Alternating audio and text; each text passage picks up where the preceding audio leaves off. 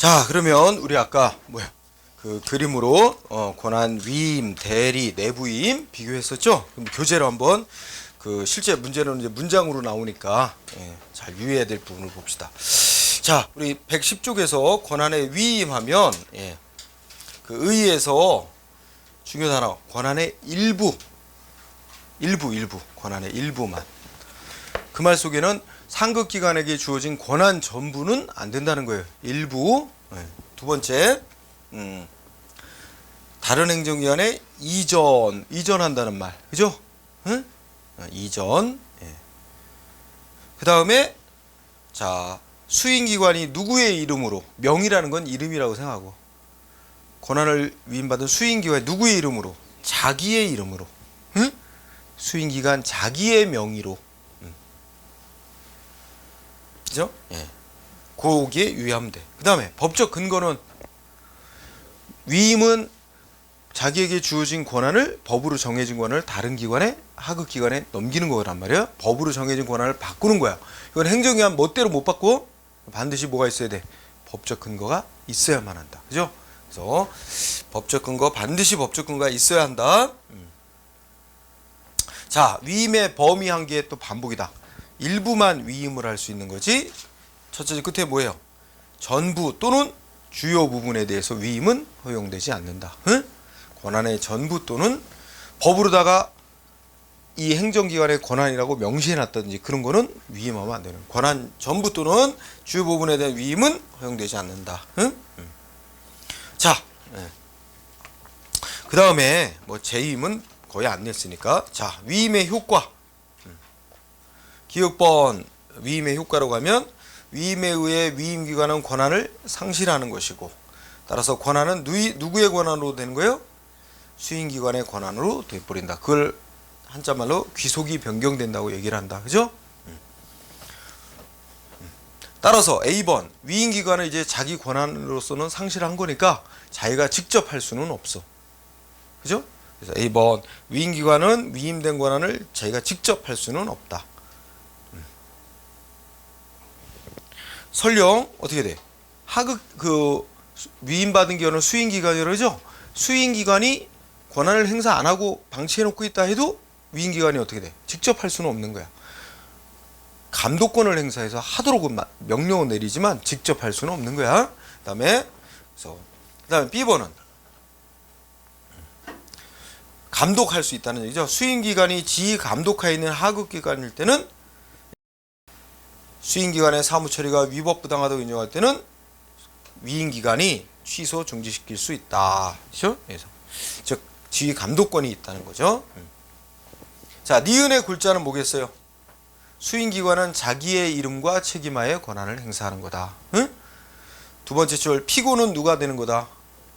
응? 수임기관이 피고가 된다. 그죠? 법적으로 권한 자기한테로 넘어온 거니까 수임기관이 피고가 되죠. 그 다음에 리을번. 여러분 그 법으로다가 권한 기관마다 정해주고 그 권한 행사하는 거에 필요한 인력과 예산은 어떻게 돼? 다 예산도 거기에 주는 건데 권한만 대신 넘겨줄 뿐 예산은 안 넘겨주면 그건 불합리하잖아. 그래서 리을번 위임된 사무 처리에 소요되는 예산은 위임자가 부담하는 게 원칙이다. 그 위임자가 예산도 같이 줘야 된다는 얘기, 내려보내줘야 되는 거죠. 응? 당연하게. 그 다음에 위임의 종류는 별 논점이 없고, 그래서 위임 얘기 안 하죠. 그 다음에 권한 대리는, 기역번을 읽을 때 대리는 첫째 줄 권한의 전부 또는 일부를, 전부 또는 일부. 그러니까 대리하게 할 수 있는 권한 범위는 전부를 대리하게 할 수도 있어. 단 요거는 대리가 두 종류로 나눠지는 것과 관련되니까 거기에 권한 전부 있죠. 전부는 돼지꼬리패에서 화살표 끌어서 그거는 어떤 경우? 뒤에 얘기할 법정 대리 경우. 응? 권한 전부는 법정 대리의 경우. 일부는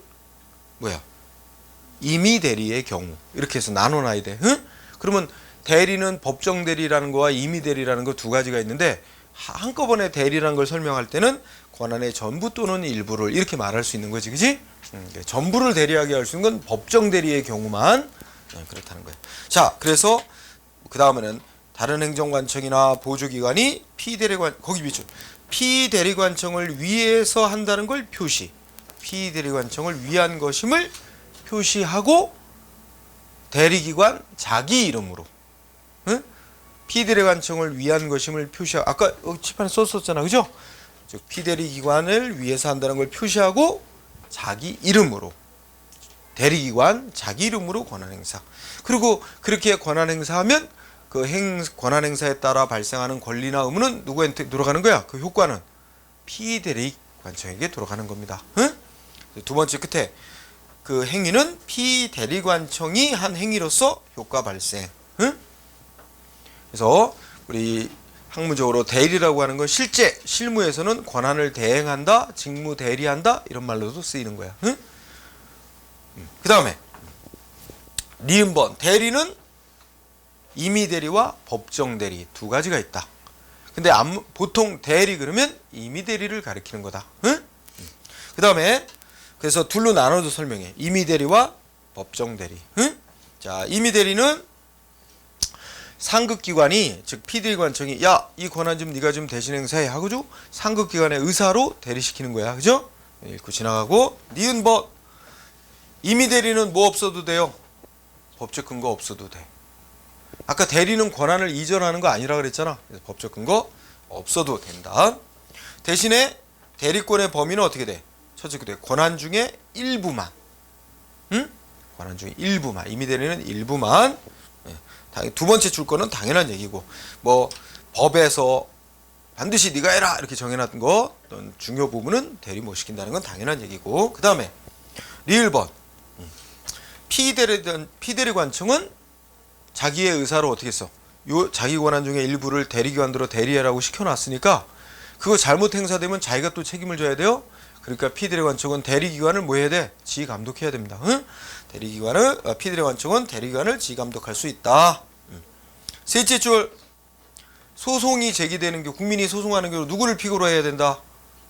그렇지. 법적 권한자는 피대리관청이 아직 있는 거기 때문에 피고는 피대리관청을 피고로 해야 된다. 응? 그 다음에 미음번 복대리는 대리관계가 한 번 더 일어나는 거야. 응? 그러면 우리가 설명해보자. 예를 들어서 경찰청장 그 다음에 지방경찰청장 이렇게 있는데 경찰청장의 권한 중에 일부를 지방경찰청장도로 대리하라고 시켰어. 임의대리. 그지? 그런데 이 지방경찰청장이 이거 대리하도록 시킨 이 권한을 다시 그 밑에 서장한테 야, 이 권한 좀 그 중에 일부를 네가 좀 다시 행사해라고 다시 대리시키는 거 있지? 이걸 복대리라고 불러. 응? 그러면 임의대리의 경우 복대리가 원칙적으로 허용이 되느냐? 요거만 잘 알면 되는 거야. 응? 근데 그러면 얘네 경찰청장이 땡땡 무슨 지방청장한테 대리하라고 시켰다는 얘기는 얘를 믿는 거야. 신뢰하고. 왜냐면 잘못하면 경찰청장이 피고가 되는 거 아니야? 잘못 행사하면. 그러니까 이걸 믿고 대리하라고 시켰는데 지방경찰청장이 지멋대로 경찰청장도 모르게 그 경찰청장의 권한을 다시 어떤 서장한테 하급기관에 또 대리시키면 이 서장이 이거 권한 대리 행사한 거 누구의 권한 행사한 거야? 경찰청장의 권한 행사한 거고 이거에 대한 책임을 또 져야 됩니다. 자기도 모르는 새, 그치? 지휘감독도 제대로 안 된 상태에서 권한 행사 잘못하면 또 책임을 져야 돼. 그래서 거기 읽어봐. 복대리 해놓고 임의대리의 경우는 원칙적으로 뭐가 되는 거야? 복대리가 허용되지 않는다. 응?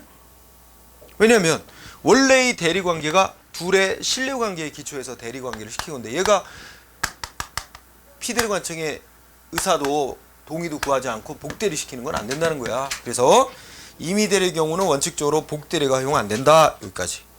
그 다음에 법정대리는 말 그대로 법으로 딱 정해놨어. 무슨 사유가 생기면 누가 대리하도록 한다. 이런 식으로 딱 정해놔서 하는 거야. 그러니까 상급기관이 자기의 의사로 대리시키는 게 아니고 법이 정한 사유가 생기면 누가 대리하도록 이렇게 되는 거야. 그런 걸 법정대리라고 그래. 그죠? 넘어갑니다.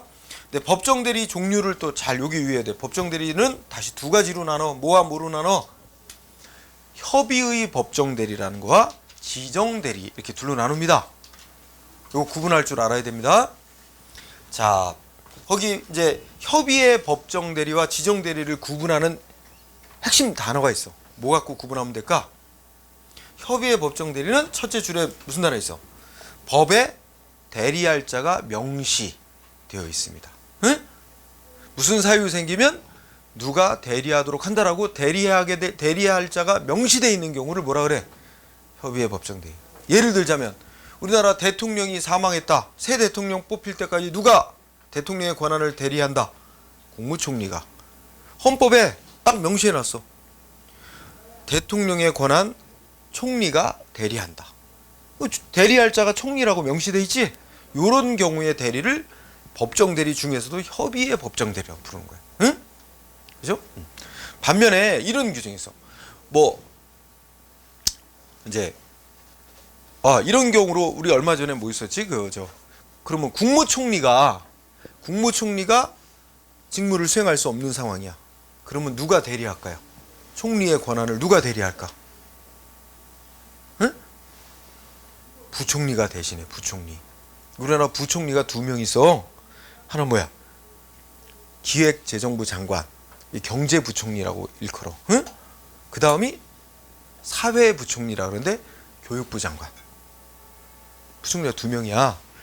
그러면 여러분들이 전에 혹시 봤는지 모르겠다. 우리 국무총리 이완구 그분이 국무총리 했었잖아. 그죠? 박근혜 정부 해서 작년에 이완구라는 분이 국무총리 했었잖아. 하다가 그 죽은 성완종 그 사람한테 3천만 원 뭐 받았네 뭐 해가지고 물러났잖아. 사퇴. 그러면 이제 새 총리가 임명이 되는데 그 총리 임명 때까지 공백이 많았어요. 어떤 사람을 총리 후보자로 박근혜 후보가 내세웠는데 또 뭐 있다고 문제 많다고 해서 또 물러나고 그죠? 총리 되기 전에 물러나고 막 이래가지고 한참 공백이 있었어. 그러면 그 총리 대행을 누가 맡았어 했어? 그 최경환 경제부총리가 국무회의도 주재하고 이렇게 해서 부총리가 총리 대행을 했지. 그것도 법에 명시된 거야. 총리가 직무를 수행할 수 없는 상황이 되면 1순위가 제 경제부총리가 직무를 대행. 경제부총리마저 직무 대행 못하면 총리 업무는 교육부 장관, 사회부총리가 직무 대행. 이런 거는 법으로 이제 누가 대리할 자가 명시가 돼 있어. 그지? 자, 그게 협의의 법정 대리. 반면에 지정 대리는 뭐야? 무슨 상급기관 누가 직무를 수행할 수 없는 상황이 되면 누가 대리해라 하고 이렇게 지정을 받은 자가 대리를 하도록 한다. 아직은 누가 대리할 자가 명시는 안 돼 있는 거지 법에. 지정이 돼야 지정받은 자가 대리하도록 돼 있을 때 그걸 뭐라 그래? 지정 대리라 그래. 응? 그래서 예를 들어서 어떻게 돼? 두 번째 줄에 뭐라고 돼 있어? 총리에게 사고가 나면 대통령이 지명한 국무위원이 국무총리 직무를 대행한다. 근데 요거는 이제 어떤 상황이냐면 국무총리에게 사고가 발생하면 원래는 부총리가 직무 대행. 그리고 이제 법으로 어디까지 명시가 돼 있어요. 어느 장관이 그 다음에 대행한다. 그 부총리가 대행하고 그 다음에 아마 외교부 장관이 대행하거나 이런 식으로 돼 있어. 근데 아주 극단적으로 가정해서 총리도 사망, 같이 장관하고 무슨 여행을 갔다가 비행기 사고로 사망. 그럼 총리직을 대행할 자가 법에 명시돼 있지는 그 범위를 벗어났어. 그러면 대통령이 지명하는 장관이 총리직을 대행하도록 돼 있어. 이런 경우가 지정대리야. 응? 자, 그러면 하여튼 딱 구분할 거는 협의의 법정대리와 지정대리란 용어를 구분을 할 것. 응? 협의의 법정대리는 법에 대리할 자가 명시되어 있는 경우를 가리키는데 우리 경찰 업무에 있어서 자, 우리 경찰청장이 사고 나서 직무 수행 못하거나 임기 끝났는데 새 경찰청장이 임명되기까지 누가 대행하지? 차장이. 경찰청 차장. 지방경찰청장 사고 나서 직무 수행 못한다? 지방경찰청 차장이. 다 경찰법에 명시해놨어요. 그럼 이거 어디에 속하는 거야? 지정대리에 속하는 거야? 협의의 법정대리에 속하는 거야? 협의의 법정대리에 속하는 거지. 경찰법에 청장이 사고 나면 차장이 대행한다. 명시돼 있잖아, 대리할 자가. 응? 다 협의의 법정대리에 속하는 거야. 응? 그래서 문제 묻는 스타일이 경찰법 제12조 이런 데 보면 경찰청장이 사고 있으면 차장이 직무를 대행한다고 돼 있다. 그럼 이거 어디에 해당하는 거냐? 물어보려고 돼. 협의의 법정 대리를 답으로 고르면 되는 거죠. 그죠? 그 속에 뭐 권한 위임, 권한 뭐 그다음 뭐 지정 대리, 협의의 법정 대리 뭐 이런 식으로 나눠 이렇게 지문 깐단 말이야. 응? 그거만 잘 이해하면 돼. 자, 그다음에 니은 당연한 얘기야. 법적 근거는 뭐 법정 대리는 법에 정해져 있을 때만 하는 거니까 그건 얘기할 것도 없고. 디귿 이때 법정 대리의 경우는 대리 권한, 대리할 수 있는 권한 범위가 어디야? 권한 전부. 대통령이 사망했어. 그럼 대통령 권한 전부를 총리가 대신할 수밖에 없는 거야. 권한 전부. 응? 그리고 리을번. 야, 피대리 관청, 즉 대통령이 사망을 했는데 감독해야 될 대통령이 사망했는데 대리하는 총리를 어떻게 감독할 수 있어? 그죠? 그러니까 여기서는 이 법정 대리에 있어서는 피대리 관청의 지휘 감독이란 게 없습니다. 응? 논리적으로 리을번. 예. 피대리 관청은 감독상의 책임이 없습니다. 지휘 감독할 수 없는 상황이니까. 응? 그 다음에 미음번 복대리. 법정 대리는 조금 아까 한 대로 대통령의 사망했다. 새 대통령 뽑힐 때까지 총리가 대통령의 권한 전부를 대행할 수밖에 없어. 대리. 그죠? 근데 총리가 할 일이 있고 대통령의 권한까지 다 같이 하려니까 너무 버거워. 그럼 법으로 확 정해놔가지고 정해놨기 때문에 권한 전부를 대리할 수밖에 없잖아. 너무 버거워. 그래서 어떻게 돼? 하급기관에게 그 중에 일부를 네가 대리해라. 이게 복대리 시킬 수 있다고 보는 거예요. 응? 이거는 그 법으로 정해놨기 때문에 대리관계가 생기는 거지. 이 피대리 관청과 대리기관 간의 신뢰의 기초에서 대리하라고 시킨 게 아니기 때문에 그래서 법정 대리는 뭐라고? 원칙이 복대리가 허용된다. 응? 이렇게 해서 비교해놓고 그 다음에 내부임. 자, 내부임은 아까 설명했죠? 내부임을 보면 읽을 때 내부임의 의의, 행정관청이 조직 내부에서 사무처리의 편의를 도모하기 위해서 그의 하급기관인 보조기관 내지 하급관청으로 하여금 누구 명의로, 여기 중요해, 누구 명의로 권한 행사할 때 위임기관 이름으로 내보내라 이거잖아. 일처리는 네가 하되 내보낼 때는 위임기관 이름으로 내보내게 하는 거지. 중요 단어 위임기관의 명의로. 알았죠? 이게 중요한 거에 의해서 위임기관의 명의로. 그리고 이 내부 위임이라는 말이 좀 더 넓은 말이고 실무에서는 구체적으로 이런 게 있어. 위임 전결한다, 대결한다. 이거 다 내부 위임에 속하는 예들이야. 응? 그 중에 대결이라는 건 어느 때 하는 거야? 이게 결재권자가 일시 부재해 자리 비웠을 때. 그지? 예를 들어 우리 일반 회사 조직에서 과장이 결재를 할 사항이 있는데 과장이 뭐야? 뭐 외부 일이 있다고 나가면서 야 밑에서 결제해달라고 올라오면 다 검토한 거니까 네가 내 대신 결제 좀 해줘. 그러고 나간단 말이야. 그럼 밑에 직원이 어떻게 돼? 자기 이름으로 자기 도장 찍고 결제하는 거야? 과장 도장 찍어주는 거지. 그거야. 응? 그게 이제 그래서 대결은 일시부재. 응? 결재권자가 일시부재 시에 그 하급기관이 상급기관에 도장 찍어주는 거, 그거를 대결이라고 한다. 이 정도 보고. 자, 권한 내부임은 권한 이전하는 게 아니라 그랬죠? 권한 이전하는 게 아니니까 법의 근거 없어도 되는 거야. 법적 근거 요하지 않는다. 응? 다시 내부임의 효과 오른쪽으로 하면 내부임은 권한 귀속을 변경하는 거. 권한 이전해 주는 게 아니고 수임기관은 위임기관 명의로 권한, 아까 이미 얘기했고 위임기관 명의로 권한 행사한다고. 그죠? 피고는 누가 될까요? 소송원. 응? 디귿번. 피고는 원칙이 위임기관이 피고가 되는 거예요. 권한자, 법적 권한자. 그런 거. 누구를 피고로 소송하는지 이런 거 유의해둬야 됩니다. 그래서 다시 한번 위임, 대리, 내부임 비교해서 표 그려놨죠? 그래서 요거 한 문제거리야. 위임, 대리, 위임, 내부임. 자, 그 다음에 113쪽에 보면 행정관청 상호 간의 관계. 우리 아까 행정관청 셋이라 그랬지? 우리나라에서 경찰청장, 지방청장, 서장. 근데 셋 간의 관계를 보면 지방청장들끼리는 어떻게 될까? 지방청장들 간의 관계는 대등한 관계야. 서장들끼리의 관계도 대등한 관계.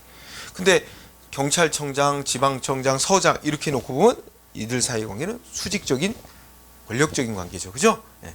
그래서 우리가 행정관청 상관의 관계는 상하관청 간의 관계가 있을 수 있고 대등관청 간의 관계가 있을 수 있고 이렇게 나누지. 그러면 자, 그래서 크게 보면 야, 상하관청 간에는 감독관계야. 응?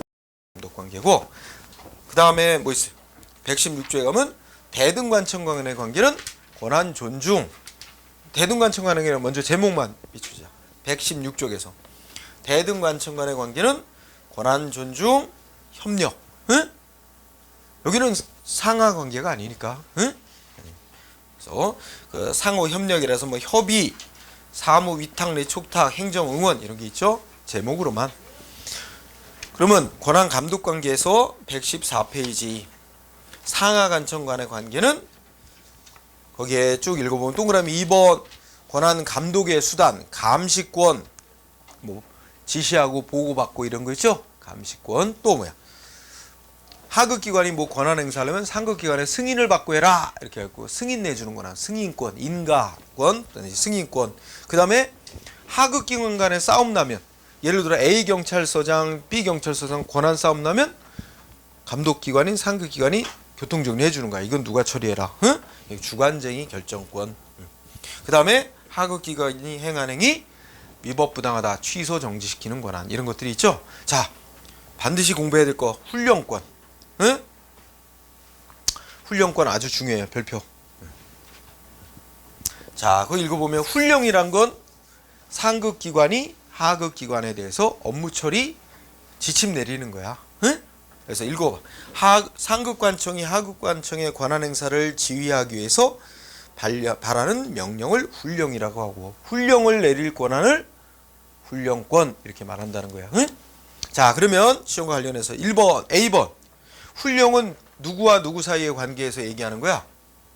상급기관과 하급기관, 상급관청과 하급관청. 그러니까 우리 여기를 따지면 서울지방청장하고 종로서장 이런 관계야. 그죠? 그러니까 서울지방청에서 종로경찰서에 훈령이 내려온다. 뭐 이런 거지. 그래서 A번 읽어봐. 훈령은 관청 대 관청의 관계 또는 상하 기관 간의 관계인데 저 뭐야?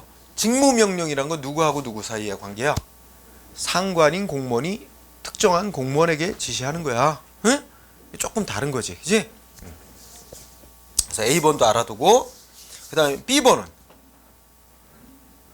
이거는 일반 국민의 권리 의무하고 상관도 없는 거고 이 상급기관의 감독 권한 속에 당연히 이 업무 지침 내릴 수 있는 훈령권이 포함되어 있다고 보기 때문에 B번의 결론은 끝에 중요한 게 뭐야? 법령에 근거 없어도 훈령, 응? 발령할 수 있다는 거. 법에 근거 없어도. C번 훈령의 효력은 구성원이 바뀌어도 유지됩니다. 응? 효력 유지야. 그러니까 야 이게 그림으로 한번 표시하면 이렇게 될 거예요. 자,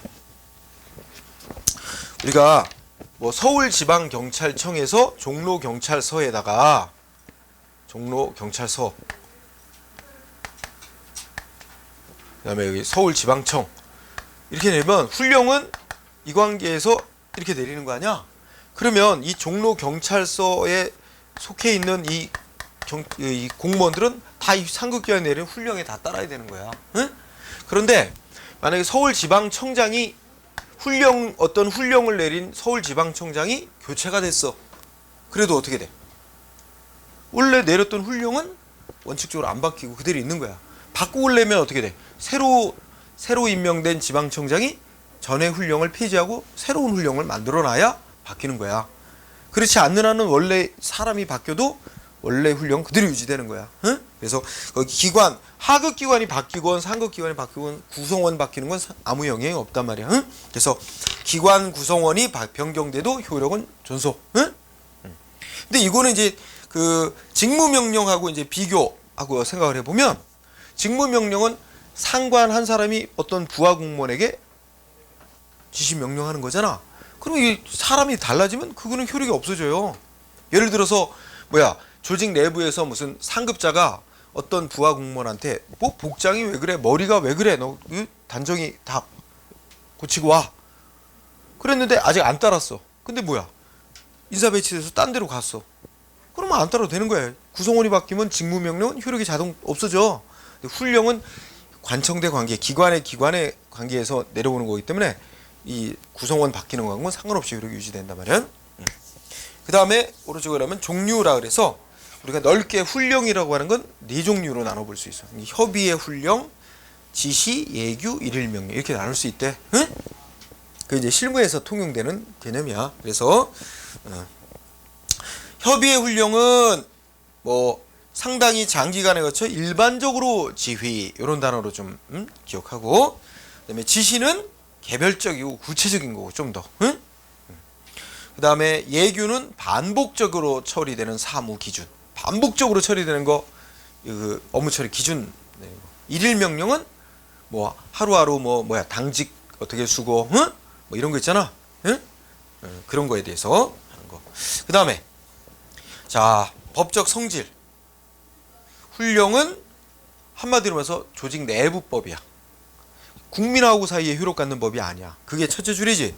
조직 내부의 규범으로서 법규가 아니다. 원칙적으로. 응?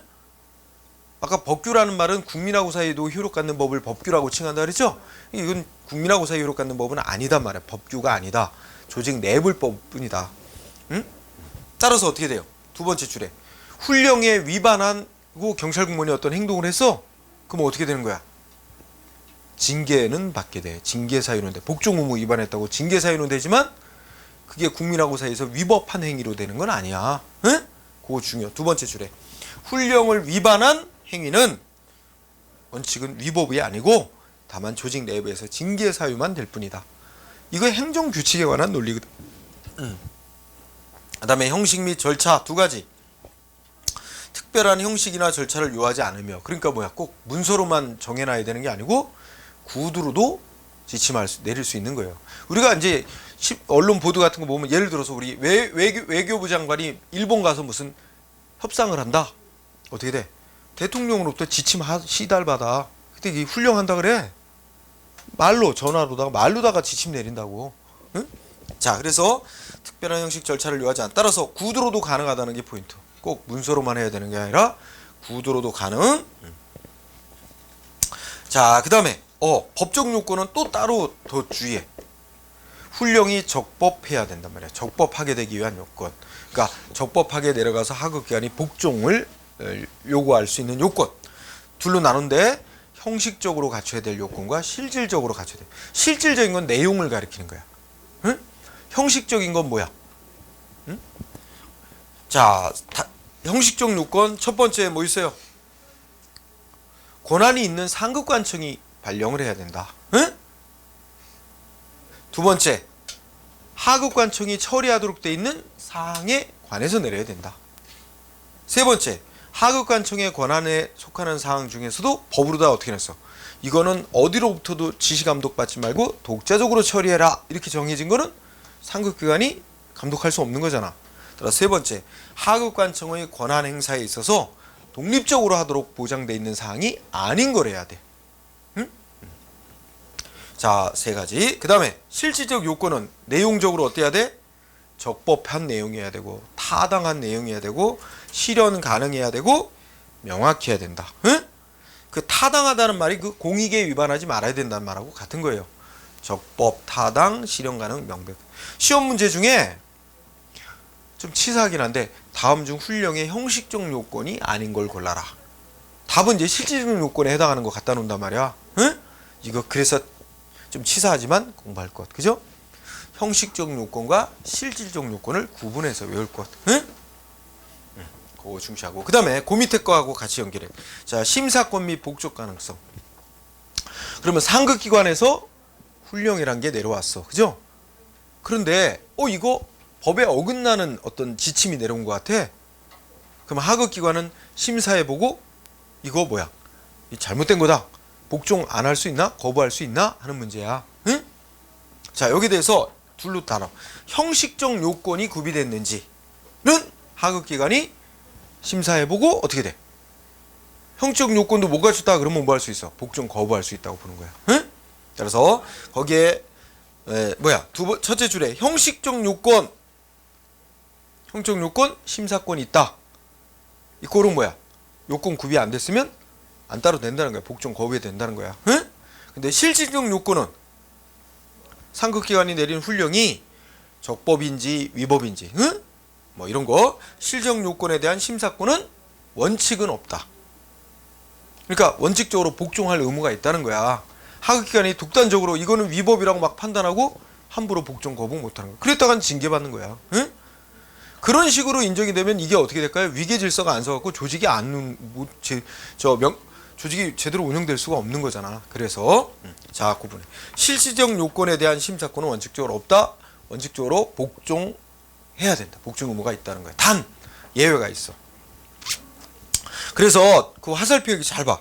두 번째 줄에 보면 뭐래서 위법이 의심이 드는 정도라든지 또는 뭐야? 응? 뭐 부당하다. 응? 위법이 의심이 든다든지 부당하다는 정도라면 어떻게 해야 돼? 하급기관은 지 마음대로 이거 우리 못 따라하고 복종 거부 못하는 거야. 그럴 때는 가장 합리적인 건 상급기관에 질문을 해야 돼. 이런 점 때문에 이거 법에 어긋나는 것 같은 생각이 드는데 하고 의견을 제시해. 근데 거기서 문제 없는 거다라고 다시 답변이 오면 그대로 처리하면 문제 없는 거야. 그런데 독단적으로 이건 위법이라고 의심된다 해서 무조건 독단적으로 거부하면 징계받게 된다는 거야. 단 마지막 줄에 뭐 있어? 셋째 줄 보면 범죄를 구성하는 행위라든지 중대 명백 하나 져서 무효인 행위. 예를 들면 뭐 고문을 해서라도 자백을 받으라는 지침이나 직무명령 같이. 그래서 범죄를 구성하거나 중대하고 명백한 위법이 있어서 무효일 때는 이때는 복종 예외적으로 요런 때 한해서는 복종 거부할 수 있다고 봅니다. 응? 요거 잘 정리해야 돼. 특히 조심해야 될 거는 위법이 의심이 든다거나 부당한 경우 이럴 때는 복종해야 된다. 단 명백히 위법, 응? 범죄를 하라고 지시하는 뭐 이런 거 같은 거라면 그때는 복종하면 상급기관 그럼 그 지침을 내리는 상급기관도 처벌되고 그에 따른 하급기관의 구성원도 다 처벌 대상이 돼요. 응? 이거는 이제 꼭 훈령은 아니지만 예전에 그 직무명령이지 엄밀히 따지면 직무명령인데 그 뭐가 있냐면 그 옛날에 서울대 학생 박종철 군 고문치사 사건이라고 있죠. 1987년도에 그래서 그 이제 그 서울대 학생 이제 그 경찰이 체포에다가 잡아다가 물고문하다가 이제 사망한 일이 있어. 그죠? 그때 이제 그 경찰들 이제 그 체포돼갖고 재판받는단 말이야. 근데 그 고문한 경찰들이 뭐라고 항변해? 위에서 고문을 해서라도 자백을 받으라는데 그 시킨 대로 했다는 거야. 그러나 우리 대법원 뭐라 그래? 위에서 시킨다고 다 하는 게 아니라는 거야. 응? 그것이 명백하게 여기 뭐 고문을 하라는 거는 범죄를 저지르는 거랑 똑같잖아. 고문을 해라 하는 거 이렇게 중대 명백하게 위법인 훈령이나 직무명령에는 복종하면 안 돼. 이 경우에 이제 갈등이 생겨요. 뭐가 있어요? 공무원의 의무 중에 복종 의무도 있어. 하지만 또 뭐 있어? 법령 준수 의무라는 게 있어요. 둘이 갈등하잖아. 그런 게 이렇게 명백하게 중대 명백하게 위법인 명령에는 뭐가 앞서? 법령 준수 의무가 우선한다는 거야. 따라서 그 경우에는 복종할 의무가 없고 복종했다 그러면 처벌된다는 거예요. 그래서 그 고문한 경찰들 상급기관이 지시한 대로 했다는 이유만으로 처벌 대상 면책될 수 없는 거야. 다 처벌됐죠. 그것이 확립된 대법원 판결이에요. 그래서 거기에 심사권, 복종 거부 가능성 그거 잘 공부해야 되고 그다음에 훈령이 경합한다는 얘기는 여러분 이거 보자. 그 이 위에 경찰청 자 근데 어떤 여기 경찰서에 어떤 업무 분야에 대해서 경찰청에서도 훈령이 내려오고 지방청에서도 훈령이 내려오는데 서로 내용이 달라. 어디 거 따라야 돼? 응? 최상급관청? 아니야. 직근상급관청을 따라야 돼. 조직의 위계 질서상. 응? 그래서 거기 읽어봐. 둘 이상의 상급관청이 서로 모순되는 내용의 훈령을 내려보냈을 때 하급관청은 어떻게 해야 돼? 자기 업무 주관하는 관청의 훈령에 따라야 돼. 그거야 뭐 당연한 거야. 포인트는 마지막 줄이야. 둘 다 뭐야? 다 자기 업무 주관하는 데서 내려보낸 거야. 그럴 때는 특히 마지막 줄에 어디? 응? 셋째 줄에 있나? 아니야. 둘째 줄 어디요? 직근 상급관청이라는 단어가 중요하죠. 직근상. 그게 시험 문제 틀리게 나올 때는 최상급으로 바뀌어 나온단 말이야. 최상급 관청의 훈령에 따라야 된다. 이렇게 되면 틀리는 거야. 직근 상급관청의 훈령에 따라야 된다. 이렇게 정리. 자, 그렇게 하면 돼요. 그 다음에 다음 페이지 가면 어떻게 돼 있어요? 훈령과 직무명령 비교 있죠? 요것도 또 잘 체크해 놓을 것. 아까도 이미 한 거지만은 비교하면, 자, 훈령은 관청 대 관청의 관계, 응? 직무명령이란 건 공무원 대 공무원 관계, 1대1 관계, 그지? 직무명령이 더 좁은 거죠, 응? 그 다음에 훈령은 범위, 보통은 일반 추상적인 업무 처리 전체에 대해서, 일반 추상적인 사항에 대해서 발령되지만, 경우에 따라서는 개별적 구체적 사항에 대해서도 이제 업무 처리 지침 이렇게 내려올 수 있다는 거야, 그지? 두 가지다. 일반적 추상적 사항에 대해서도 개별적 구체적 사항에 대해. 그러나 직무명령은 항상 특정 공무원에 대해서 뭐 특정한 어떤 사항에 대해서 어떻게 해라 이런 식으로 반드시 개별적이고 구체적인 사항에 한정되는 거야. 응? 그것도 차이. 그 다음에 아까 한 거, 훈령은 기관 대 기관의 문제로서 뭐 구성원이 바뀐다 그래서 효력에 영향이 없어. 응? 근데 직무명령은 공무원 대 공무원의 특정 공무원에 대한 지시이기 때문에 구성원이 바뀌면 효력이 자동 소멸이야. 응? 그것도 비교해 놓고. 그 다음에 양자의 관계를 보면 어떻게 돼? 훈령은 직무명령의 성격도 아울러 갖고 있다. 응? 그러니까 상급기관에서 하급기관에게 훈령을 내리면 하급기관 전체가 따라야 될 뿐만 아니라 그 하급기관에 속해 있는 구성원 개개인들도 따라야 될 의무가 생기는 거나 마찬가지니까 개인들에 대해서도 따라야 될 의무 똑같이 발생해. 그러니까 훈령은 직무명령의 성격도 아울러 갖고 있다. 하지만 그 반대로 직무명령은 훈령의 성격을 아울러 갖는 건 아니다. 응? 그렇게 되죠. 예. 자, 그 다음에 둘 다 직무명령이든 훈령이든 다 국민에 대한 조치하는 건 아니잖아. 국민의 권리 의무에 대한 조치는 아니고 조직 내부에서만의 문제야. 따라서 훈령을 발령하든 직무명령하든 기획본 첫째 끝에 뭐야? 법적 근거 없어도 발령 가능하다. 그죠? 이거 위반하면 어떻게 돼요? 징계 사유는 되죠. 훈령이나 명령에 위반하는 행위를 하면 경찰 공무원이 징계 사유는 되는데 위법은 안 되는 건 똑같단 말이야. 국민하고 사이에서 위법이 되지는 않는다. 응? 이건 다 뭐에서 출발해? 이거 다 조직 내부법이라는 논리에서 나오는 거야. 응? 그래서 그렇게 정리. 예. 그래서 훈령과 직무명령 비교까지 했죠. 그 다음에 이제 경찰 조직법 들어가서 117쪽에 자, 경찰 조직법의 의의와 종류 뭐 이렇게 있는데 별건 없다. 다만 거기서 개설 쌍거로 1번 경찰 조직법의 의의 써놓고 2번 경찰 조직법에는 뭐 있어요? 그러니까 경찰 조직에 관한 법에는 뭐가 있대요? 정부 조직법도 있어. 그리고 경찰법 이렇게 돼 있어. 그죠? 그 둘의 관계를 잘 봐. 정부 조직법은 경찰 조직만 규정해 놓은 건 아니겠죠? 국가 전체, 정부 전체의 조직에 관해서 규정해 놨겠죠?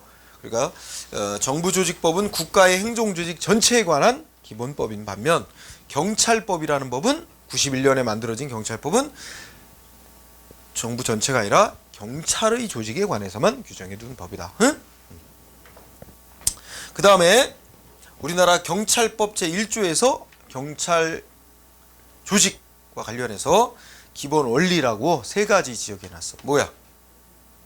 응? 민주성, 특히 민주성과 효율성입니다. 정치적 중립성은 또 추가한 거고. 응. 자, 읽고 지나가세요. 자, 그 다음에는 시험이 이제 직접적인 게 나옵니다. 자, 117쪽에 경찰 행정관청이라고 내가 제목 달았죠? 그러면 뭐 설명하겠어? 경찰청장, 지방청장, 서장. 경찰청장 특기 시험에 단골 메뉴야. 그래서 경찰청장 아주 중요합니다. 반드시 나온다 생각해야 돼. 응? 자, 경찰청장 기획본 포인트는 어디야? 우리나라 경찰청장 어디 소속으로 만들어졌어요? 경찰청이 어디 소속으로 만들어졌어요? 행정자치부 장관 소속. 밑줄 행정자치부 장관 소속. 그거 하나.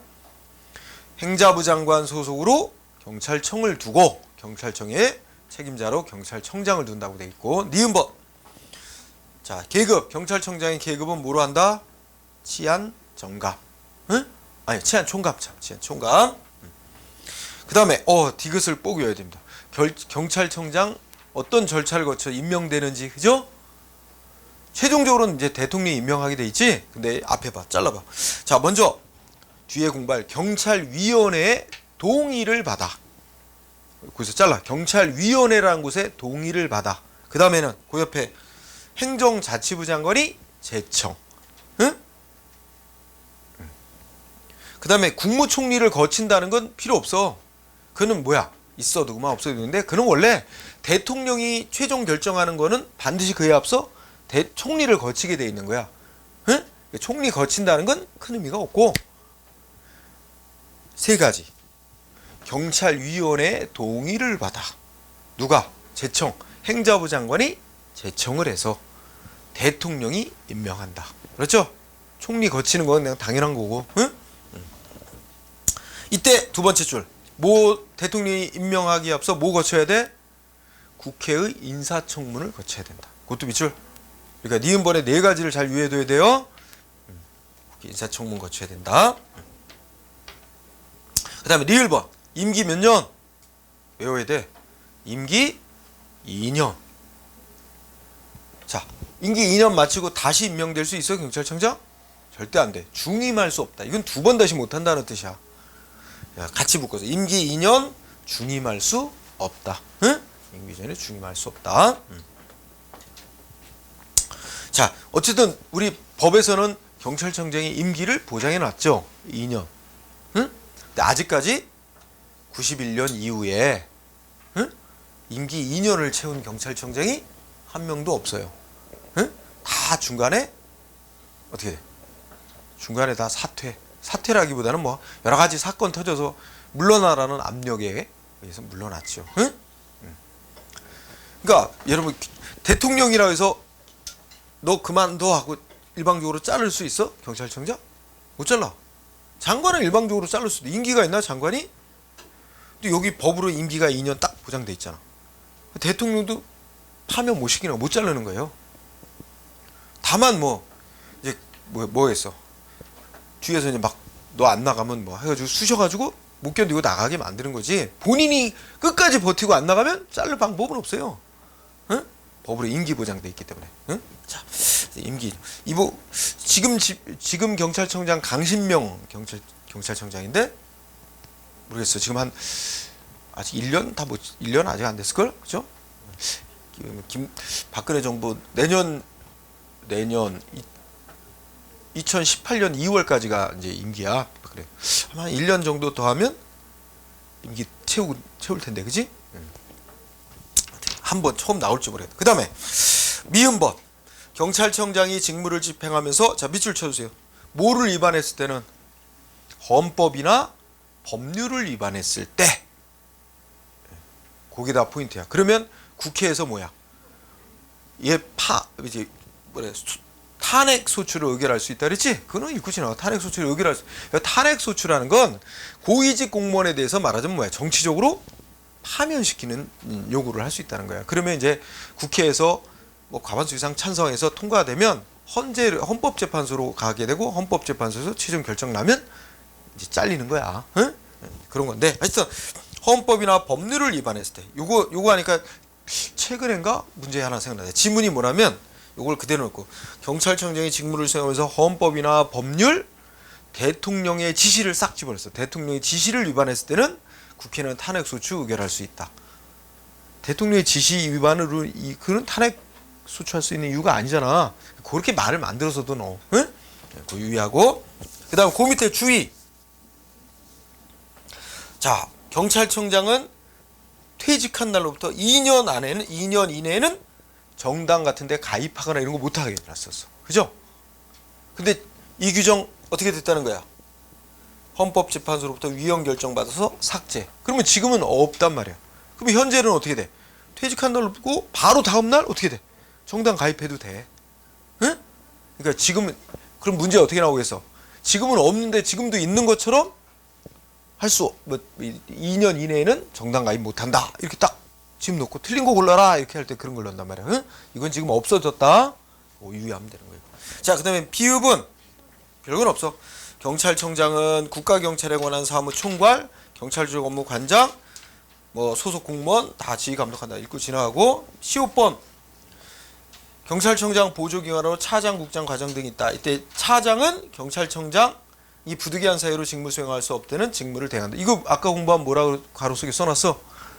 법 자체에서 차장이 대리한다 이렇게 명시해놨으니까 이거 협의의 법정 대리에 해당하는 거다 이거야. 응? 자, 경찰청장은 더 이상 나올 게 없어. 여기서 맨날 돌려내는 거야. 응? 그거 가지고만 잘 공부할 거. 그 다음에 지방경찰청장. 기획본 지방경찰청장은 자, 기획본 경찰청의 사무를 지역적으로 분담 수행하기. 자, 그 다음 밑줄 쳐요. 이거 지방경찰청은 어디에 소속, 어디 소속으로 설치해놨어요? 중요해. 지방, 특별시장, 광역시장, 도지사 소속하에 지방경찰청 두고. 응? 이거 경찰청장 소속으로 둔 게 아니야. 설치한 게 아니고 시도지사 소속으로 설치해놓은 거야. 지방경찰청은 시도지사 소속으로 설치해놨어요. 중요해. 특별시장, 광역시장, 도지사 소속. 자, 그 다음에 니은번 지방경찰청장으로 임명할 수 있는 계급은 뭐야? 치안정감, 치안감 또는 경무관으로 보한다. 응? 세 계급 중에 하나로 임명하게 돼 있죠. 우리 경찰 계급이 총 11계급이야. 응? 그 중에 제일 위가 치안총감, 그 밑에가 치안정감, 그 다음이 치안감, 그 밑에가 경무관, 그 다음이 뭐야? 총격, 그 다음에 경정, 그 다음에 경감, 경위 이런 식으로 내려가. 응? 경사, 경정, 경장, 순격 이렇게 내려가지. 응? 뒤에 얘기하고 어쨌든 셋. 근데 현재 경무관으로 지방경찰청장에 임명된 곳은 현재는 없어. 예전에 제주지방경찰청장은 경무관으로 임명된 적이 있었어. 근데 현재는 규정은 남아있는데 경무관이 임명된 곳은 없고. 자, 그래서 그 다음에 또 보자. 그러면 지금 현재 지방경찰청장은 치안정감 아니면 치안감이야, 계급이. 그런데 화살표 그 다음 봐봐. 서울, 그 다음에 또 어디야? 부산, 인천, 경기 네 군데는 치안정감으로 임명을 하도록 돼 있어. 그거는 밑줄 쳐줘. 응? 서울, 부산, 인천, 경기. 응? 서울, 부산, 인천, 경기 지방청장 이 네 서울, 부산, 인천, 경기는 치안정감으로 임명한다. 응? 나머지 지역은 다 현재 치안감으로 임명이 돼 있는 거고. 그 다음에 디귿번 지방경찰청장은 경찰 업무, 지역의 경찰 업무 수행할 때 누구로부터 지휘감독 받아서 하는 거야? 경찰청장으로부터 지휘감독 받는 거야. 그 가로치기 있듯이 시도지사로부터 지휘감독 받는 게 아니야. 자, 기억에서 지방경찰청은 시도지사 소속으로 설치가 돼. 소속은 시도지사 속으로 해놨는데 경찰 업무 수행할 때는 시도지사로부터 지휘감독 받는 거 아닙니다. 응? 좀 조직상 소속은 시도지사 소속으로 해놓고 업무 수행은 실제는 시도지사로부터 지휘감독 받는 건 아니게 돼 있어. 응? 그래서 그 주의. 경찰청장의 명을 받아 시도지사 지휘감독 받는 게 아니다. 그래서 거기가 포인트. 그 다음에 리을은 읽고 지나가도 되겠다. 역시 차장을 두는데 차장이 직무 대행한다고. 응? 협의 넘어가고. 그 다음에 미음을 읽으면서는 읽어보면 어떻게 돼요? 자, 지방경찰청 밑에 또 구역 나눠서 서를 두죠. 경찰서.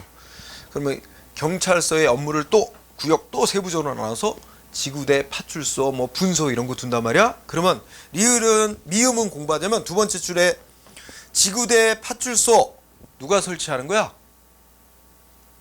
응? 미음 문장의 핵심은 지구대, 파출소, 지구대나 파출소 설치 권한자 누구란 얘기예요? 지방경찰청장이란 얘기야. 응? 지방경찰 문장의 주어가 지방경찰청장이잖아. 응? 지방경찰청장이 뭐 할 수 있다고? 지구대, 파출소, 또 출장소 이런 걸 둘 수 있다는 거야. 응? 설치권자는 지방청장이다. 그 정도. 그 다음에 그 밑에 경찰서장. 서장은 이제 기획번 읽고 지나가도 되다. 지방경찰청장 소속하에 지역별로 관할구역 내 서를 둔다. 자, 니은 뭐 서장 계급은 서장 계급은 총경 또는 경정. 우리 경찰서도 그게 그 인구 규모, 뭐 사건 발생 뭐 이런 거 다 따져서 이게 이제 급이 정해져 있어. 1급지, 2급지, 뭐 3급지 이런 식으로. 그래서 이제 그런 규모가 큰 경찰서에는 종경을 발령하고, 뭐 농촌 지역의 규모 작은 이런 그런 데는 경정급으로 임명할 수 있어. 총경 또는 경정. 자, 그 다음에 디귿은 별건 없다. 지방청장으로부터 지휘감독 받아 넘어가고, 이걸 경찰서장 소속으로 지구대 파출소 뭐 이런 거 둔다. 넘어가고, 그죠? 자, 따라서 뭐 거기에 경찰서장에는 별거는 없다. 공부할 게 계급만. 경찰서장으로서 임명될 수 있는 계급은 총경 또는 경정이다. 그것만 알면 되고, 그 다음에 그 밑에 그 표 밑에 하나 공부해야 되자. 경찰청장 소속으로 설치해놓은 별도 기관들이 있죠. 뭐 있어? 경찰청장 소속으로 만들어 놓은 거. 첫째 끝에 보면 경찰대학, 또 뭐 있대? 경찰교육원, 그 다음에 중앙경찰학교, 경찰수사연수원. 그 다음에 또 뭐 있어? 넷째 줄 경찰병원. 여기까지가 셋째 줄 경찰병원까지가 경찰청장 소속으로 만들어 놓은 기관이야. 그죠? 우리 뭐 드라마 같은 데도 나오는데 이른바 국립과학수사연구소는 경찰청장 소속 기관이 아니야. 국과수, 약칭 국립과학수사연구소는 어디 소속이야? 행자부 장관 소속으로 만들어 놨어. 그죠? 그래서 국과수는 행자부 장관 소속이다. 기억해 놓자. 그 다음에 경찰청 하부조. 이건 읽고 주나. 경찰청에 이제 부서를 또 나누는 거지. 뭐 경비 거기 나왔듯이 뭐야? 생활안전국, 수사국, 사이버안전국, 교통국, 경비국 이런 식으로 국 단위로 나눠가지고 업무 분장. 그래서 우리가 그 업무 영역이 어떻게 나? 경찰청 뭐 생활안전국, 그다음에 지방청 생활안전과, 경찰서 생활안전과 이런 식으로 이렇게 쭉 개통이 되는 거예요. 업무 지시 개통이. 넘어가요. 그다음에 특별경찰관청이라는 건 별로 신경 안 써도 돼. 여기서 대표적으로 뭐 들었어? 해양경찰을 예로 들었지? 지금은 해양경찰이라고 안 그러고 해양경비안전본부. 옛날에 해양경찰청 이름이 해양경비안전본부야. 그리고 이제 지방의 해양경찰서 뭐 이런 데는 해양경비안전 서 뭐 이런 식으로 명칭을 좀 바꿔 부른 거야. 어쨌든 특별경찰행정관청은 별로 신경 쓰지 마. 자, 그러면 지금 한 것 중에서 경찰청 되게 중요하고, 경찰청장 매우 중요하고, 지방청장도 조금, 서장은 계급만. 그 다음에 더 많이 시험 나오는 게 경찰위원회야. 경찰위원회. 오른쪽에 119페이지 있죠? 경찰위원회.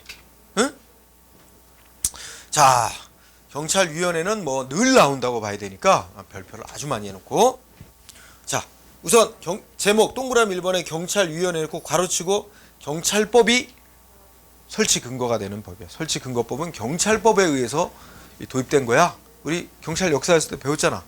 응? 자, 꼼꼼히 봐둬야 돼. 자, 설치. 어디다 설치야? 경찰위원회 어디에다 설치되어 있어요? 행정자치부에. 밑줄. 행정자치부. 이런 거 틀리게 하면 어떻게 될까요? 경찰청에 이런 식으로 바꿔요. 응? 행정자치부에 설치되어 있어요. 두 번째 줄에 성격은 뭐예요? 우리 아까 공부한 의결기관입니다.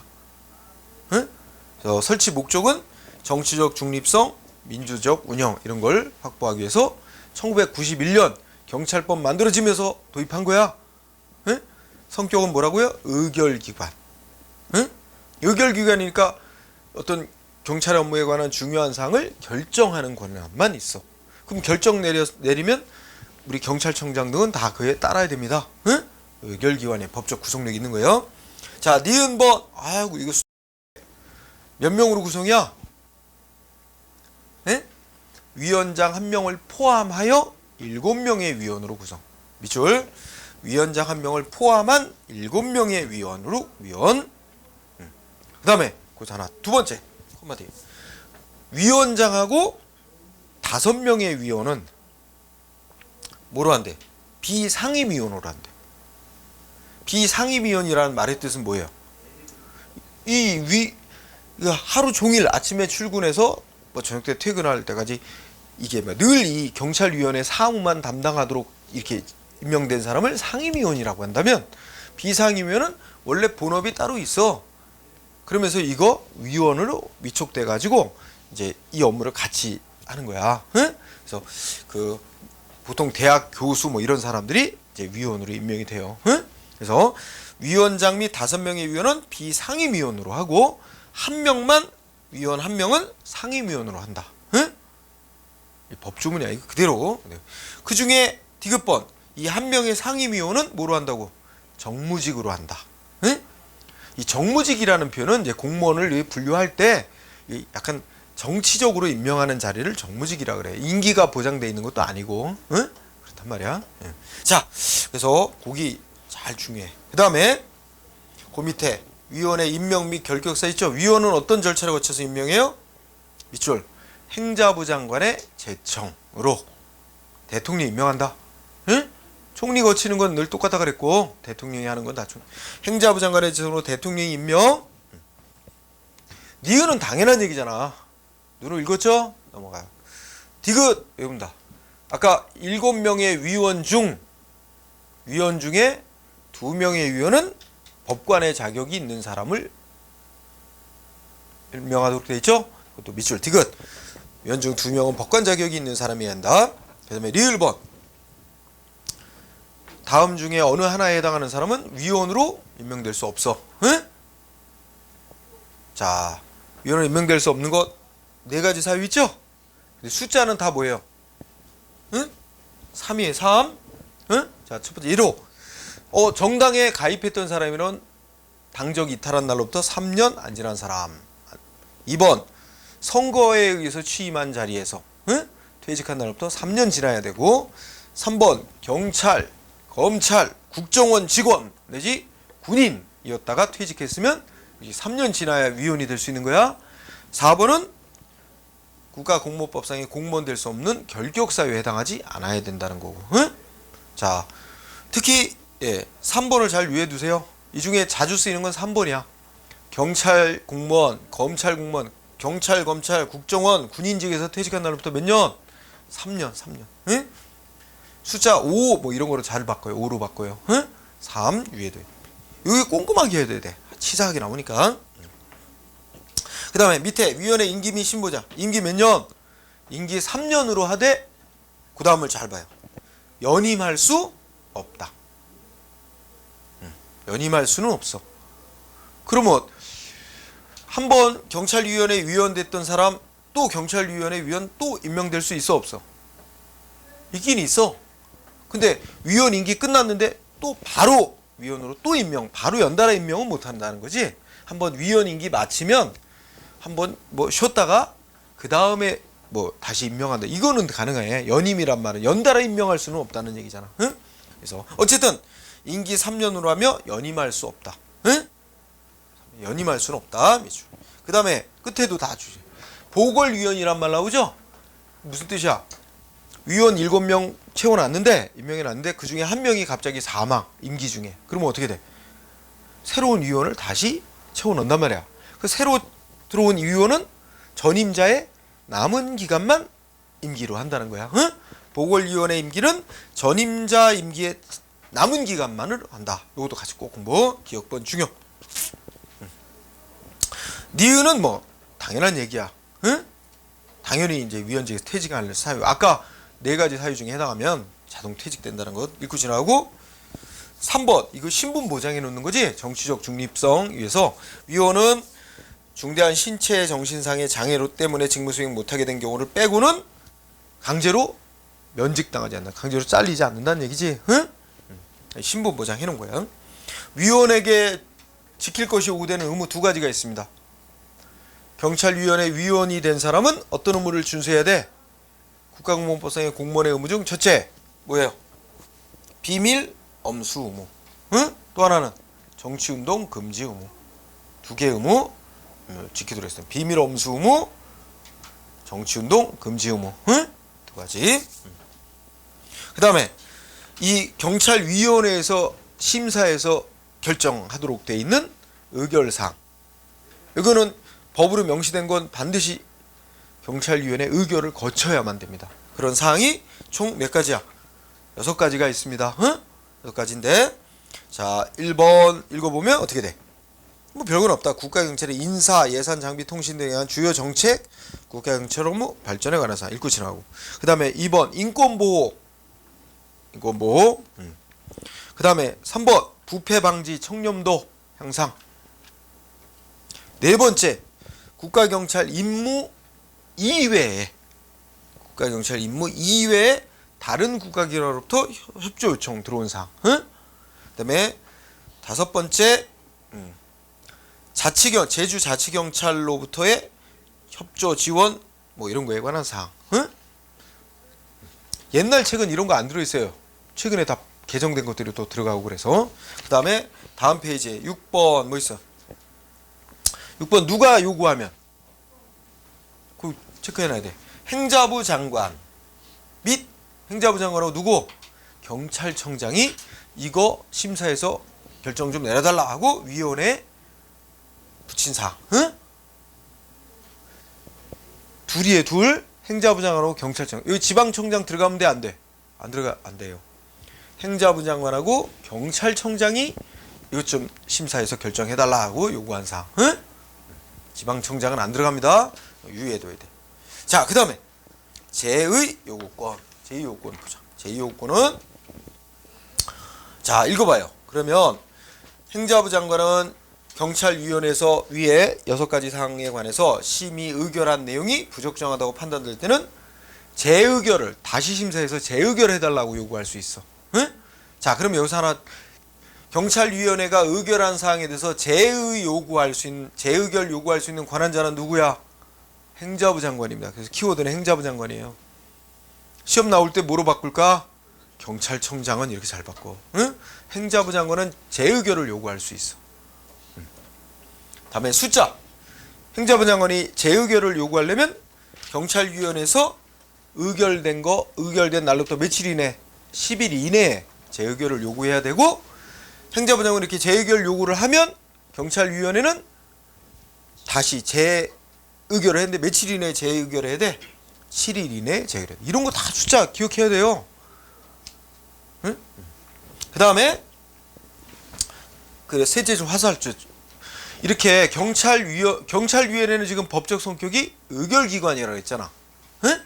의결기관이라는 얘기는 중요 안건에 대해서 결정권이 있고 결정 내린 사항은 법적인 구속력이 있기 때문에 다른 기관들 따라야 할 의무가 있는 거야. 근데 법적 성격 의결기관으로 해놨지만 부적정하다 그러면 행자부 장관이 재의결을 요구하게 돼 있어. 그죠? 그러면 사실 이건 일종의 압력이지. 이거 좀 고쳐달라는 얘기랑 마찬가지잖아. 응? 그렇기 때문에 이게 법적 구속력 있는 의결기관으로서의 성격은 약화되어 있는 거야. 응?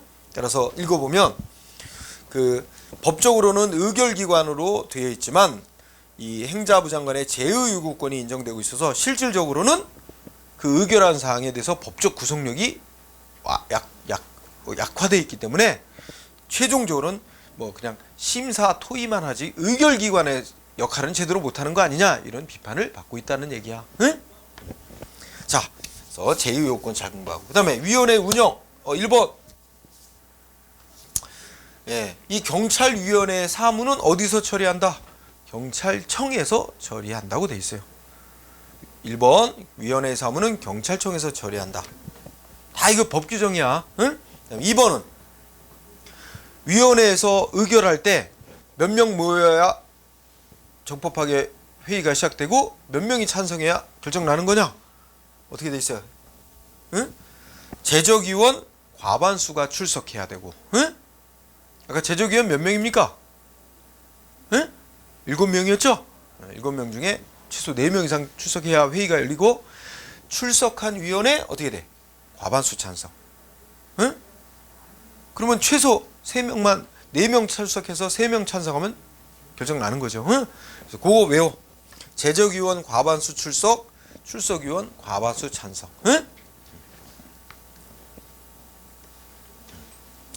그 다음에 3번은 좀 건너뛰어도 되고 대통령령으로 정하던 그 나머지 사항은 4항. 자, 경찰위원회 정기회의가 있고 임시회의가 있어. 그죠? 자, 정기회의는 어떻게 한다고? 원칙적으로 매월 위원장이 1회 소집. 앞에 정기회의는 위원장이 매달 1회 소집. 여기서 끊고. 그 다음에 무슨 특별한 안건이 있거나 그러면 임시회의를 소집하는데 임시회에 소집할 수 있는 자는 누구예요? 셋이에요. 응? 임시회에 소집할 수 있는 자. 첫째, 경찰위원회 위원 3명 이상이 요구할 때. 위원 3인 이상. 그 다음에 두 번째, 행자부 장관이 요구할 수 있고. 세 번째, 경찰청장이 요구할 때. 임시회에 요구할 수 있는 자, 위원 3인 이상, 행자부 장관, 경찰청장. 응? 뭐 외워도 돼. 다 외우는 거야. 이제부터. 예. 자, 경찰위원회는 아주 단골. 거의 매시업. 그 다음에 120페이지 치안행정협의라고 나왔죠? 자, 치안행정협의회는 경찰위원회만큼은 나오지는 않지만 그래도 안에 넣었다간 큰 코 다칠 수 있어. 응? 자, 치안행정협의회. 이것도 어느 때 만들어진 거야? 1991년 경찰법 만들어지면서 도입된 거야. 따라서 치안행정협의회라는 거의 설치 근거법도 뭐다? 경찰법이다. 응? 설치 근거법 경찰법. 자, 그래서 문장을 읽어보면 지방행정과 치안행, 그러니까 우리가 시도의 일반 행정 업무와 시도 단위에 있는 지방경찰청 이 업무 조정 이런 거 하기 위해서 어떻게 돼요? 시도지사 소속으로 치안행정협의회를 둔다. 자, 여기서 공부할 거 두 가지죠? 치안행정협의회는 어디 소속으로 두는 거야? 시도지사 소속. 응? 시도지사 소속. 성격은, 법적 성격은 뭐예요? 자문기관이에요, 자문기관. 응?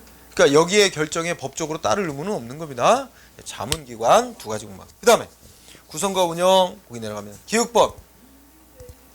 자, 치안행정협의회 위원장 누가 되는지가 자주 시험에 이거 냈다 그러면 정답으로 많이 만들어. 위원장은 누구예요? 부시장, 부지사. 응? 줄여 말하면 위원장은 부시장 또는 부지사가 되는 겁니다. 응? 소속은 시도지사 소속으로 만들어 놨는데 위원장은 부시장, 부지사가 된다. 응? 위원장 누가 되는지 아주 중요해. 그 다음에 니은법. 위원은 거기에 세 가지 경우에 해당하는 자가 되고 시도지사가 위촉한다. 이거면 별건 없어. 근데 그 안에 박스를 보면 9명으로 구성을 하는데 각각 3명씩을 각 분야에 3명씩을 이제 구성합니다. 그래서 1번 시도지사가 여기 2명이구나. 자, 그래서 1번 시도지사가 임명하는 자 2명. 응? 그다음에 2번 지방경찰청 공무원 중에서 시도지사가 임명하는 3명. 그러니까 시도지사가 다 임명하죠. 응? 근데 1번은 시도지사 공무원 중에서 2명. 응? 2번은 지방청 소속 경찰 공무원 중에서 3명. 응? 그 다음에 3번. 그러니까 민간 전문가 중에서 3명. 이렇게 돼 있는 거지. 그죠? 그런 식으로 구성해요. 자, 기획본에 두 가지 공부해야 된다. 거기서. 자, 위원장 누가 된다 그랬냐면 부시장, 부지사. 응? 그 다음에 몇 명으로 구성한다 그랬어요? 위원장 포함해서 9명. 그럼 또 기억돼. 아까 경찰위원회는 몇 명? 위원장 포함해서 7명. 근데 치안행정위원회는 위원장 포함해서 9명. 응? 구성한다 그랬어요. 예. 자, 그 다음에 디귿법. 그러니까 그 안에 박스는 8명이고 부시장, 부위원장, 부시장, 부지사가 1명이 당연히 위원장이 되는 거니까 총 9명이 되는 거죠. 그 다음에 디귿법. 첫째 줄 밑줄. 치안행정협의회의 조직 운영 그 밖에 필요한 사항은 뭐로 정한다? 그 밑줄. 뭐로 정한다고 규정이 있다고? 대통령령으로 정한다. 대통령령이란 날에 밑줄 쳐줘요. 대통령령. 이게 비판받고 있어. 왜냐면 그 시도 단위에서 이제 일반 지방행정 작용하고 경찰 업무하고 이렇게 협조 조정 이런 거 하기 위한 거야. 그러면 원래 각 시도의 조례로 정하도록 하는 게 이게 바람직한 거야. 자치를 보장하는 차원에서 각 시도의 조례로 정하도록 하는 게 바람직한 건데 대통령령으로 정하라고 그랬단 말이야. 응? 따라서 그 디귿번의 대통령령 요걸 밑줄 치고, 따라서 두 번째 줄 끝에 뭐라 했어요? 이거 각 시도의 조례로 정하도록 돼 있는 게 아니어서 경찰 행정에 관한 실질적인 주민 참여의 통로로서 역할하는 것과는 거리가 좀 있다. 응? 그런 비판이 있다는 거예요. 응? 그 비판 읽었으면 대통령령이란 말에 포인트를 두는 거야. 응? 그 조례로, 그 말을 조례로, 각 시도의 조례로 정한다 이렇게 틀리게 낼 수 있단 말이에요. 응? 그 다음에 협의 조정사항이라는데 협의 조정사항은 뭐 한 5가지로 나와 있는데 뭐 특별한 건 없습니다. 응? 한번 읽고 지나옵니다. 그래서 그렇게 하고, 그 다음에 121조, 오늘 거기까지 해야 되겠네. 121쪽에 보통경찰기관이라고 나왔는데 별거는 없어요. 응? 이 보통경찰기관이라고 말하는 거는 별로 없고, 특별경찰집행기관도 별로 시험에 의미가 없어 크게. 그리고 나와 있는 거 거기 뭐 별거 없다. 계엄사령관 뭐 이거 군대 아니야. 앞에서 배운 특별 뭐였어 그런 걸 뭐라 하지? 비상경찰 얘기하는 거죠. 예. 그다음 뭐그 군대 경찰 역할만한 헌병이라든지, 그죠? 뭐 소방이라든지, 이것도 경찰 업무와 관련이 있는데 다 특정 분야, 특정인 대상 이렇게 제한적이니까 특별자를 붙이는 거야. 우리가 보통 경찰기관 그러면 보통이라는 말이 나타나는 건 뭐야? 어떤 특정 분야 이런 거로 제한이 되어 있는 게 아니라 사회 질서, 공공질서에 관련된 전체적인 분야를 다 이게 커버하는 역할을 하는 걸 보통 경찰기관이라고 해요. 응? 그래서 뭐 시험 문제는 다 이 보통 경찰기관, 우리 경찰 조직에 관한 얘기로 주로 나오니까. 예. 자, 지금 공부한 경찰청장, 지방경찰청장, 서장, 경찰위원회, 치안행정협의회, 응? 단골 메뉴다. 그래서 거기까지 하고 잠깐 쉬고 있어요. 문제 오늘 해서 기출문제 친구 한번 점검하는 시간을 갖도록 합시다. 응?